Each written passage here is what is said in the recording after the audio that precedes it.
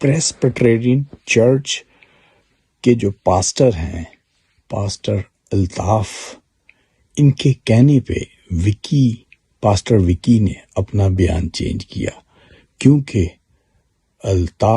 Pastor Altaf نے وکی pastor کو کہا کہ تو تنظیم کی خاطر، چرچ کی خاطر اپنا بیان بدل۔ جب اس نے بیان بدل لیا تو اسے اس طریقے سے پھنسایا گیا، اور یہ پھنسانے کے وجوہات کیا ہے اور کیوں ہے، یہ صرف پاسٹر الطاف سے ہی پتہ چل سکتا ہے۔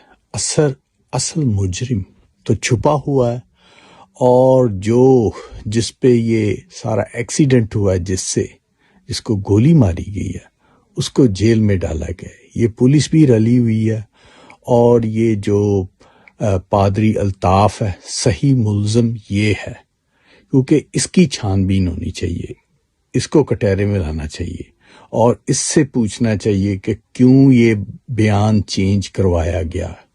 کیا اس نے پیسے کھائے ہیں؟ کیا اس نے کسی جو پارٹی ہے اس کے کہنے پہ کیا ہے؟ اصل جواب یہ دے سکتا ہے۔ تو دیکھیں ابھی وکی کے ساتھ کتنی زیادتی ہوئی، اسے مارا گیا۔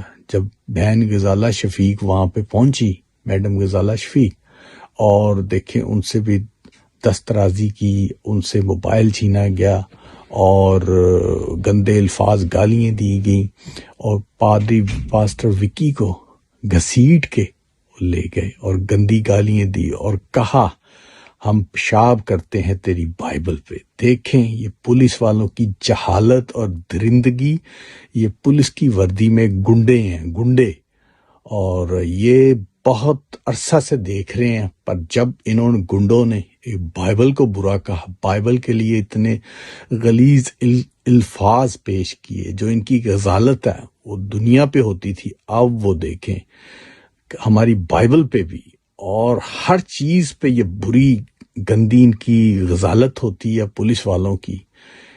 ان کو کٹہرے میں لانا چاہیے۔ جو قانون کے محافظ ہیں، دیکھیں وہی درندگی کرتے ہیں۔ انہوں نے بیچارے ملزوم جو پاسٹر وکی ہے اس کو بھی پکڑا ہوا ہے، اور یہ بہن غزالہ شفیق جو گئی ہے بچانے اور اس کو چرچ کے لیے جانے، اس کو بھی دیکھیں، اس کو پکڑ کے اندر کیا، پھر وہ چھوٹی۔ اور یہ دیکھیں یہ کیا اندھیر نگری بنائی ہوئی انہوں نے، تو جو بس کیا بتائیں آپ کو۔